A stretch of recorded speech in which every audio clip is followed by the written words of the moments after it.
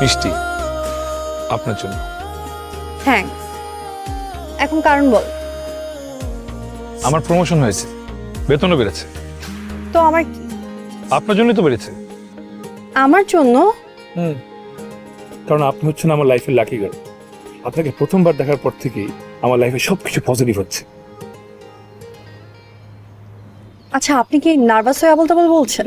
না, আজকে আমি কনফিডেন্ট। শিওর? 100%।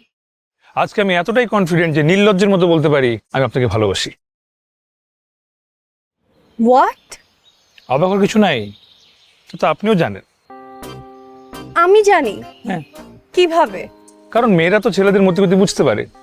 সৃষ্টিকর্তা মেয়েদেরকে অদ্ভুত ক্ষমতা দিয়ে পৃথিবীতে পাঠিয়েছে। আপনি নিশ্চয়ই মতিগতি বুঝতে পারছেন শুরু থেকেই।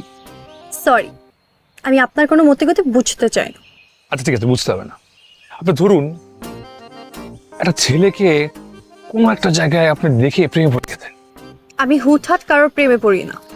আচ্ছা ঠিক আছে, প্রেমে পড়তে হবে না, কোনো সমস্যা নেই। আপনি একটাবার ইমাজিন করেন, শুধু ঝুম বৃষ্টি হচ্ছে, সেখানে একটা ছেলেকে আপনি দেখলেন।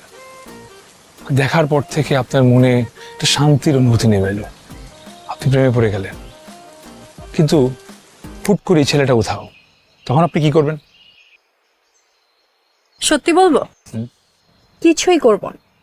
বাসায় যাব, অনেকক্ষণ সময় নিয়ে গোসল করব, তারপর এক কাপ চা খেতে খেতে ছেলেকে ভুলে যাব। এটাই তো সমস্যা। আমি বাসায় গিয়ে অনেক লম্বা একটা গোসল করার পর চা খেতে খেতেও আপনাকে ভুলতে পারিনি। কেন জানেন? কেন? কারণ সন্ধ্যার পর আমার বাসায় পানি থাকে না, এই জন্য গোসল করতে পারিনি, আর চা পাতাও ফুরাই গেছে। You are so funny. You are a খুনি।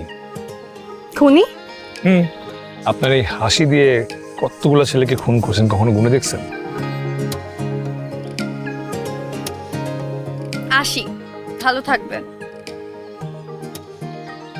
তাহলে নেক্সট আবার কবে দেখা হচ্ছে? কখনোই না, কারণ আপনার সাথে দেখা হওয়ার কোনো কারণ নাই। বাই।